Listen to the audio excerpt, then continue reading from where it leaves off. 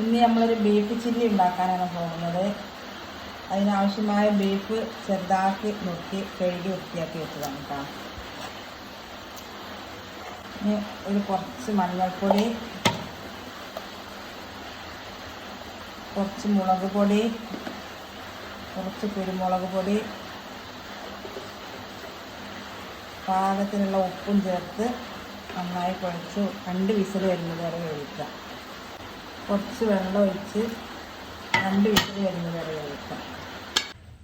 അപ്പം നമ്മളെ ചില്ലി തയ്യാറാക്കാനുള്ള ബീഫാണ് കേട്ടോ. ബീഫ് ചില്ലി തയ്യാറാക്കാനാണ്. ലേശം മഞ്ഞൾപ്പൊടി, കുറച്ച് ഗരം മസാല, പെരുംജീരകപ്പൊടി കുറച്ച്, കാശ്മീരി ചില്ലി മുളക് പൊടി കുറച്ച്,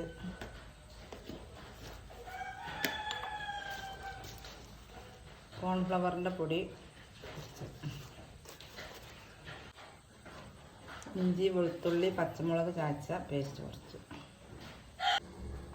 പാകത്തിനുള്ള ഉപ്പും ചേർത്ത് നന്നായി മിക്സാക്കുക.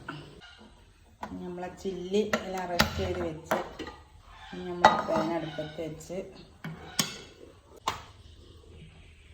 ചട്ടി ചൂടായി കുറച്ച് വെളിച്ചെണ്ണ വെച്ച് കൊടുത്ത് വെളിച്ചെണ്ണ നല്ലോണം ചൂടാവട്ടെ.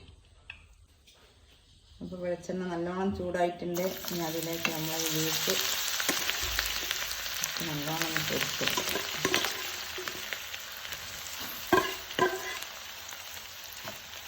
ബീഫ് ചില്ലിയൊക്കെ ഇവിടെ റെഡി ആയിട്ടുണ്ട്. ഇതുപോലെ എല്ലാവരും ഉണ്ടാക്കി നോക്കണം. ഒരു രക്ഷയില്ല കേട്ടോ.